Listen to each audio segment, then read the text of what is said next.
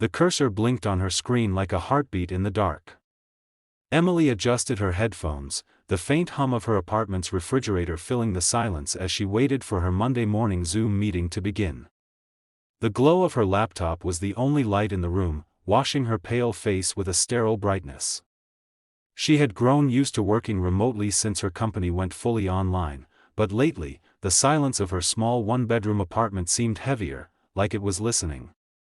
As she sipped her lukewarm coffee, her eyes drifted to the reflection in the black window beside her desk. For just a split second, she thought she saw something move behind her. The meeting started, pulling her focus back to the screen. Her manager's cheerful greeting cut through the digital static, and soon the small boxes of coworkers filled her monitor. Emily smiled, forcing her voice into brightness, but her eyes kept flicking toward the corner of her webcam. Something in the background looked off, like a shadow too thick to belong in her well-lit room. She brushed it off as her mind playing tricks. Everyone was talking about deadlines, reports, the same old chatter. Yet, she couldn't ignore the fact that her coworker, James, kept staring directly at her feed, his brow furrowed as if he noticed something she didn't. By the time the meeting ended, Emily sat frozen in her chair. James hadn't said anything, but before logging off, he gave her a strange look and mouthed something. She couldn't make it out clearly through the blurry connection, but it looked like he had whispered, "Behind you." The thought crawled into her chest and stayed there, even as she tried to laugh it off. She turned her head quickly, scanning the room, her small bookshelf, the locked front door, the empty couch. Nothing was out of place. Still, the silence after the call felt sharper, and the reflection in the darkened window loomed like a second set of eyes. That night, Emily struggled to fall asleep. Every creak of the building seemed louder than usual, every draft colder. She left her laptop on the desk, lid closed, but as she lay in bed, she swore she heard the faint click of keys being pressed. Her phone buzzed suddenly, startling her. It was a text from James, "You need to check your camera feed right now." Her blood ran cold. Was he joking? She didn't reply. Instead, she pulled the blanket tighter around herself, closed her eyes, and tried to convince herself that it was nothing, just the stress of remote work, the isolation gnawing at her sanity. But deep down, she knew she wasn't imagining it.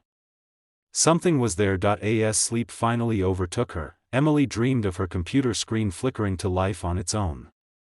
In the dream, her webcam was on, streaming a view of her empty apartment. Except it wasn't empty.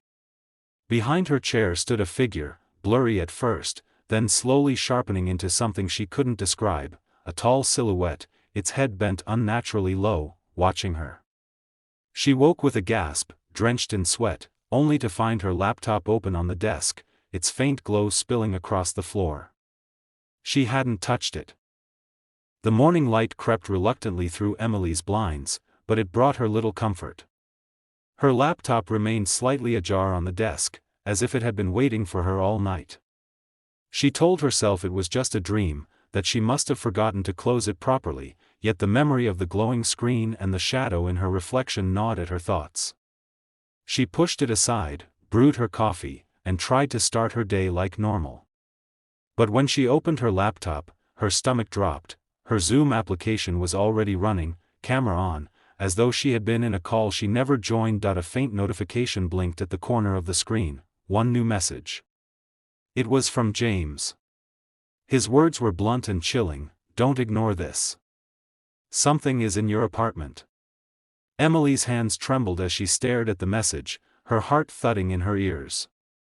She wanted to call him, to demand an explanation, but part of her feared hearing confirmation of what she had glimpsed in her reflection the night before. Instead, she typed back, "What are you talking about?" Seconds turned into minutes, but no reply came. That day's work was impossible. She couldn't focus on emails, spreadsheets, or the endless pings from Slack. Every so often, she felt the faintest change in the air behind her, as though someone had just walked past her chair. Twice, she thought she saw movement in her peripheral vision, but when she turned, there was only the quiet emptiness of her apartment. At one point, she muted herself on a team call and whispered, "Hello," to the air. Nothing answered, but her chest tightened as though something had been listening. By evening, her unease boiled into paranoia. She called James, finally breaking the silence. His voice was low, hurried. "I didn't want to freak you out yesterday, but during the meeting, I saw someone standing behind you. Tall, like a shadow. At first, I thought it was a coat or something, but it moved." Emily's throat went dry. She wanted to argue, to dismiss it as bad Wi-Fi distortion, but the conviction in his voice struck her deeper than any dream. Before she could respond, the call cut to static, then silence. Shaking, Emily turned back toward her laptop. On the screen, her own webcam feed stared back at her, her face pale, her room empty. But as she leaned closer, her breath caught. In the reflection of her darkened window, there was a smudge of movement again. Something tall. Something still. And it was standing closer than before. Emily avoided her desk for most of the night, curling up on the couch with the television on low, more for comfort than distraction. Every creak of the building still made her pulse quicken, but nothing happened, no sudden movements, no whispers, no flickering shadows. By morning, she began to convince herself it was just stress, maybe even James messing with her. But when she returned to her desk, the screen of her laptop flickered awake on its own. Lines of static danced across the display before clearing into her own webcam feed. She wasn't even touching the keyboard, her reflection stared back at her, framed by the dim outline of her apartment. At first, it looked normal. Then she noticed something off, her reflection wasn't in sync. She raised her hand experimentally, watching her mirrored self lift its hand a second too late. Her stomach twisted. She slammed the laptop shut, her hands trembling. The echo of the delayed movement burned into her mind. Had she actually seen it? Or was she cracking under exhaustion, trying to ground herself? Emily grabbed her phone and texted James, "My laptop is acting strange. I think you're right." His reply came almost instantly, "It's not the laptop. It's using it." She nearly dropped her phone. The words felt wrong, unreal, yet they resonated with the way her reflection had hesitated, as if something else had been wearing her face. She wanted to call him again, demand he explain, but a creeping dread told her she wasn't ready to hear the full truth. Hours passed in suffocating silence. Emily sat on her couch, staring at the laptop from across the room as though it were a predator waiting to pounce. Every so often, the screen would flicker again, faint bursts of static illuminating her apartment in pale light. Once, she thought she heard a distorted whisper pushing through the speakers, a low hum that almost formed words. She muted the volume, but the silence afterward was somehow worse. That night, she left the laptop closed and shoved it into her bedroom closet. But as she tried to sleep, she realized her apartment was no longer silent. From behind the closet door, she could hear faint, rhythmic clicks, the sound of keys being pressed, slowly, deliberately. Someone, or something, was typing on her laptop. Emily woke to silence broken only by the faint ticking of her wall clock. For a moment, she thought she had imagined the keyboard sounds from the night before. But when she opened her closet, her stomach dropped. The laptop was on, its screen glowing faintly. A document was open, the cursor blinking at the end of a sentence she hadn't typed, "I see you." The words made her throat tighten. She slammed the lid shut and shoved the laptop under her arm, marching toward the kitchen as though putting distance between herself and the message would erase it. She set the device on the table, but before she could decide whether to throw it away or call someone, the screen lit up again without her touching it. The webcam turned on, its tiny green light burning in the dim kitchen. Her own image filled the display, but she wasn't alone. In the video feed, just over her shoulder, a tall, blurred figure stood in the doorway to the living room. Emily spun around instantly. The doorway was empty. When she turned back to the screen, the figure was still there, its head tilted unnaturally, watching. Her breath came shallow and fast. She yanked the power cord from the wall and held down the power button until the screen finally went black. But even then, the image burned in her mind, that tall, twisted silhouette lingering just behind her. Every shadow in her apartment seemed heavier now, every corner too dark. She backed against the counter, gripping the edge so hard her knuckles whitened, listening for any sound of movement beyond her own ragged breathing. Emily's phone buzzed, making her nearly jump out of her skin. It was James again. Get out of your apartment. Right now. Her eyes darted to the door. She wanted to obey, but something inside her froze her in place.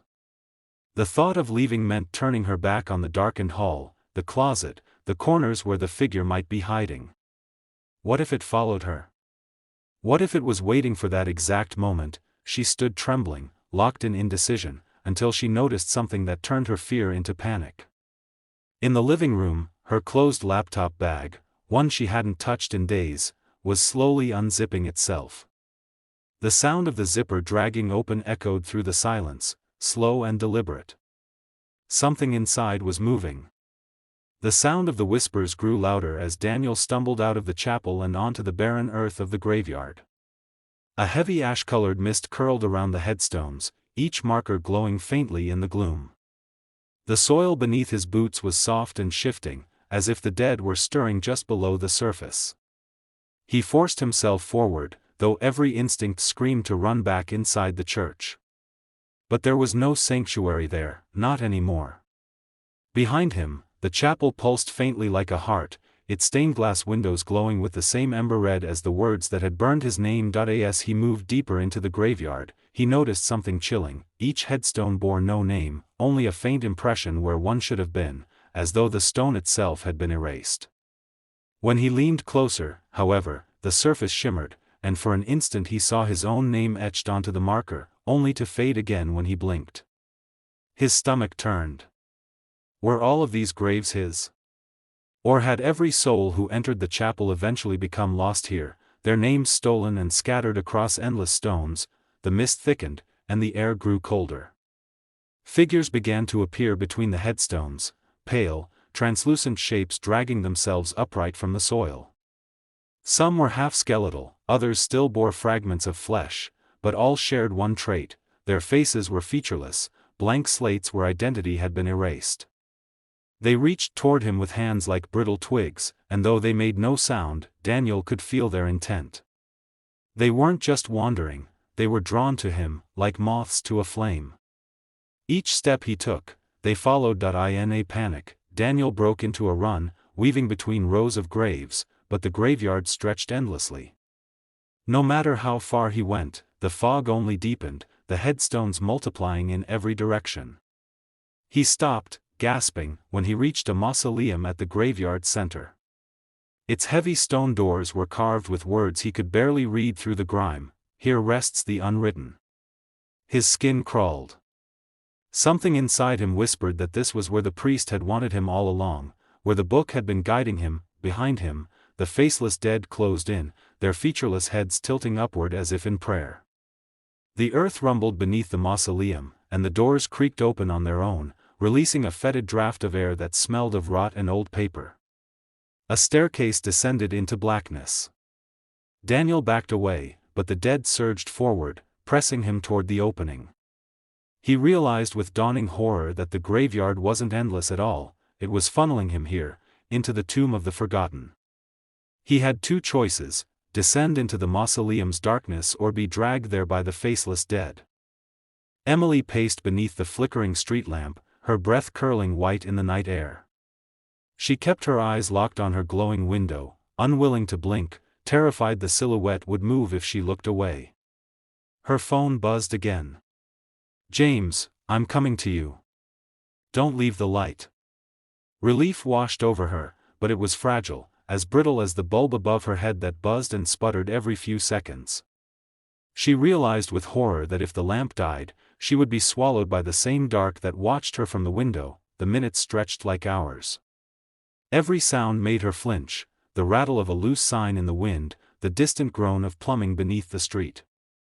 Then she noticed something wrong: the shadows on the pavement didn't match the world around her. They bent strangely, stretching toward her feet even though the lamp above cast light in the opposite direction. The dark seemed to reach for her, long fingers dragging closer with each flicker. Emily forced herself not to move, whispering under her breath, "Just hold on, James. Please, hurry." Finally, headlights cut through the night. A car turned onto her street, slowing as it neared. Emily's knees almost buckled from relief. James leaned across the passenger seat, waving frantically for her to get in. She didn't hesitate, she bolted from the street lamp's glow and yanked the door open, throwing herself inside. The second she shut the door, the car sped forward, the street lamp shrinking in the rearview mirror until it was only a tiny dot of light. "You saw it too, didn't you?" James's voice was grim, his eyes fixed on the road. Emily wanted to deny it, to pretend it was all stress and sleepless nights, but instead she whispered, "Yes." He nodded like he had expected her answer. "It doesn't want the apartment. It wants you." His words froze her blood. She turned to the window, watching the passing buildings blur by, when her reflection in the glass made her gasp. It wasn't hers, it was slightly distorted, mouth moving a second too late, eyes a shade too dark. Before she could speak, James slammed on the brakes. The car screeched to a halt in the middle of the empty street. Up ahead, blocking the road, stood the figure from her apartment, tall, thin, and impossibly still. It didn't move, but the air around it seemed to warp, bending the streetlights into a trembling halo of shadow. "It followed us," James whispered, his knuckles white against the steering wheel. The car sat ruined in the field, its engine hissing faintly. Emily's ears rang, the world spinning as she forced herself upright. James groaned beside her, blood streaking down his forehead, but his eyes were still open, still lucid. Ahead, the shadow loomed taller than ever, its blurred form swelling like smoke given shape. The air rippled around it, bending light, bending thought. Emily clutched her phone instinctively, but the screen was dead, just a black mirror reflecting her pale, fractured face. The figure stepped closer, its long limbs dragging against the earth without sound. The static grew deafening now, crawling under her skin, into her skull. Emily's reflection in the phone began to move on its own, lips shaping silent words. But she remembered James's warning, "Don't listen to it. Don't listen to me. Listen only to yourself." For the first time, she understood. The entity thrived on doubt, on turning her own mind against her. If she broke that link, if she refused to see herself through its eyes, it couldn't take her. With trembling hands, she raised the phone high, then slammed it against the dashboard until the glass shattered. The reflection splintered into nothing. The static shrieked, the figure staggering back as though struck. Emily's fear was replaced by raw defiance. She staggered out of the car, her voice hoarse but steady. "You don't get to use me anymore." The shadow writhed, its form flickering, collapsing in on itself like smoke sucked into a vacuum. The field grew darker for a heartbeat, then eerily still. The static died, leaving only the whistle of the night wind. Emily collapsed to her knees, tears streaking her cheeks, breath heaving in painful relief. James crawled from the wreckage beside her, clutching his ribs, staring at the empty space where the figure had stood.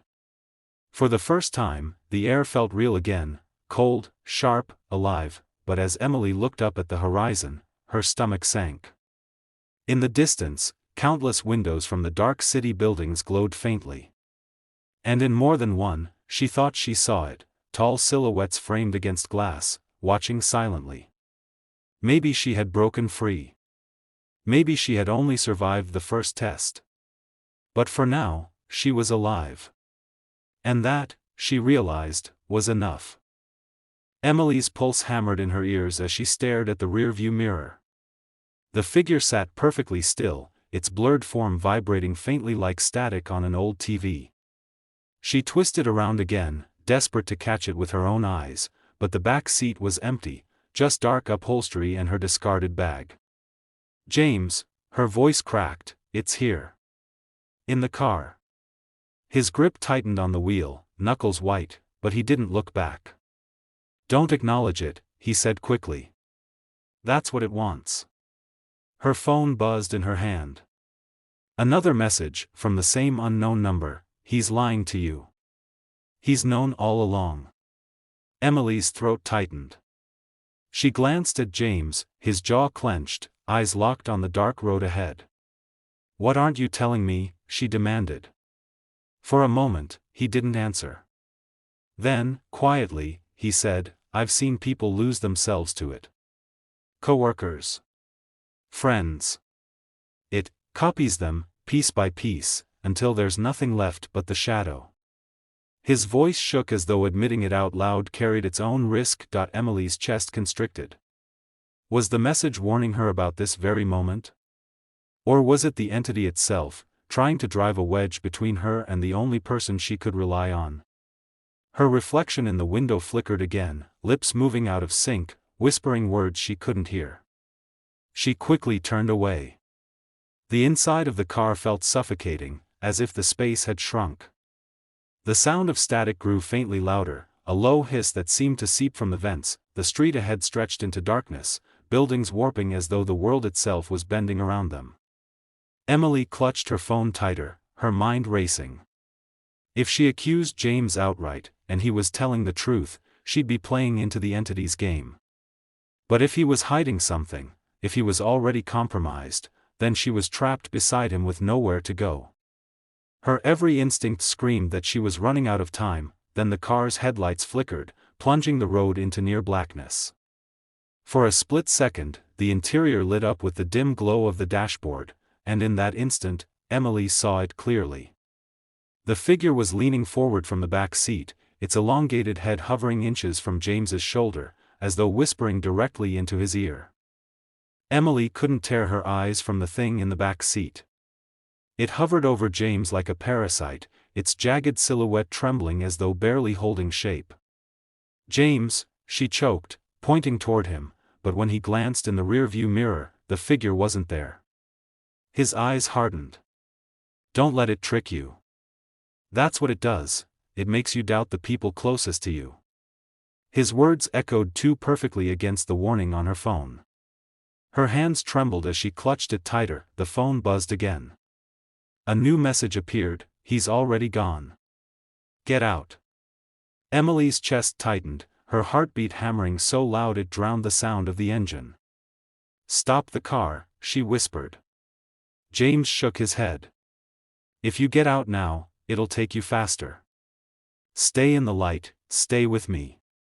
His tone was urgent, pleading, but something about the way he avoided her eyes made her stomach twist. She remembered his first text, the one before everything began, don't ignore this. Something is in your apartment. How had he known? Before she ever told him. Her reflection in the window warped again. This time it didn't just lag, it smiled, a crooked, unnatural grin stretching wider than her own face ever could. She recoiled, shutting her eyes, but the image seared into her mind. When she opened them again, James was staring at her, finally breaking his fixation on the road. Emily, you have to trust me, he said softly. His eyes looked glassy, too dark, like they weren't his at all. The car swerved slightly, tires squealing against the pavement. Emily realized the static sound was louder now, filling the entire car, rising like a chorus of whispers just beyond comprehension. She pressed against the door, desperate for escape, while James leaned closer, his voice almost swallowed by the hiss. Don't listen to it. Don't listen to me. Listen only to yourself. His words twisted in her mind, doubling the confusion. If she couldn't trust him, couldn't trust herself, then the entity had already won. A sharp crack split the air. The windshield spiderwebbed outward as if struck by invisible force. Glass rained onto the dashboard. James swore and lost control of the wheel. The car spun, tires screaming, and Emily's world became a blur of darkness, shards, and static. When it stopped, the headlights pointed into an empty field, where the shadow stood waiting, taller than before, its arms outstretched as if to welcome her. The car sat ruined in the field, its engine hissing faintly. Emily's ears rang, the world spinning as she forced herself upright. James groaned beside her, blood streaking down his forehead, but his eyes were still open, still lucid. Ahead, the shadow loomed taller than ever, its blurred form swelling like smoke given shape. The air rippled around it, bending light, bending thought. Emily clutched her phone instinctively, but the screen was dead, just a black mirror reflecting her pale, fractured face. The figure stepped closer, its long limbs dragging against the earth without sound. The static grew deafening now, crawling under her skin, into her skull. Emily's reflection in the phone began to move on its own, lips shaping silent words. But she remembered James's warning, don't listen to it. Don't listen to me. Listen only to yourself. For the first time, she understood. The entity thrived on doubt, on turning her own mind against her. If she broke that link, if she refused to see herself through its eyes, it couldn't take her. With trembling hands, she raised the phone high, then slammed it against the dashboard until the glass shattered. The reflection splintered into nothing. The static shrieked, the figure staggering back as though struck. Emily's fear was replaced by raw defiance. She staggered out of the car, her voice hoarse but steady. You don't get to use me anymore. The shadow writhed, its form flickering, collapsing in on itself like smoke sucked into a vacuum. The field grew darker for a heartbeat, then eerily still. The static died, leaving only the whistle of the night wind. Emily collapsed to her knees, tears streaking her cheeks, breath heaving in painful relief. James crawled from the wreckage beside her, clutching his ribs, staring at the empty space where the figure had stood. For the first time, the air felt real again, cold, sharp, alive, but as Emily looked up at the horizon, her stomach sank. In the distance, countless windows from the dark city buildings glowed faintly. And in more than one, she thought she saw it, tall silhouettes framed against glass, watching silently. Maybe she had broken free. Maybe she had only survived the first test. But for now, she was alive. And that, she realized, was enough.